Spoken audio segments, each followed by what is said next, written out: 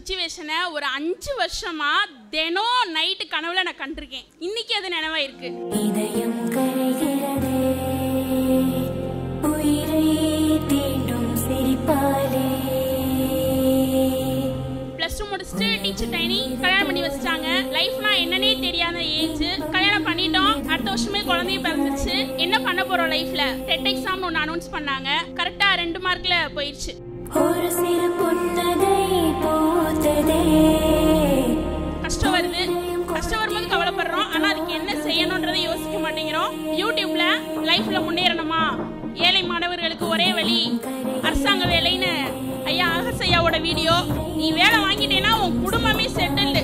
பிள்ளைகளை பத்தி நீ கவலையே பட வேணாம். இன்னைக்கு நான் சாதிச்சிட்டேன். டெஸ்ட் போட்டாதான் நல்லா போட முடியுன்றது தெரியல. சார் வழி காமிச்சாரு. You can test. காசு இல்லையா? 100 ரூபா வந்து கொஸ்டின் பேப்பர் மட்டும் வாங்கிக்கோ, வந்து எக்ஸாம் எழுதிட்டு போங்க. 100 ரூபாய் தான். எந்த இன்ஸ்டியூட் செய்ய மாட்டாங்க, சார் செஞ்சாங்க. இதுல ஃபுல் சப்போர்ட் எங்க வீட்டுக்காரர் சொல்லலாம். எங்க 110 தாங்க வந்திருக்கு, பரவாயில்ல. அடுத்த எக்ஸாம் 115 தாங்க வந்திருக்கு. 5 மார்க் சேர்த்து வாங்கிட்டேன், போதும். அடுத்த எக்ஸாம் கொஞ்சம் கொஞ்சமா முன்னேறுப்பா, போதும். இன்னொரு விஷயம், இந்த இடத்துல நான் எங்க அம்மா அப்பாவுக்கு ஒரு பெரிய நன்றி கடனை செலுத்த விரும்புறேன். இப்படி இருந்துட மாட்டோம்ப்பா, நம்ம லைஃப் மாறும், கட்டாயம் மாறும். மாறிடுச்சு நம்புறேன். இன்னைக்கு இந்த இடத்துல எல்லாருக்கும் சொல்லிக்கிறேன், விடாமுயற்சியை மட்டும் கைவிடாதீங்க. கட்டாயம் இதே இடத்துல நீங்க எல்லாருமே வந்து நிப்பீங்க ஒரு நாள்.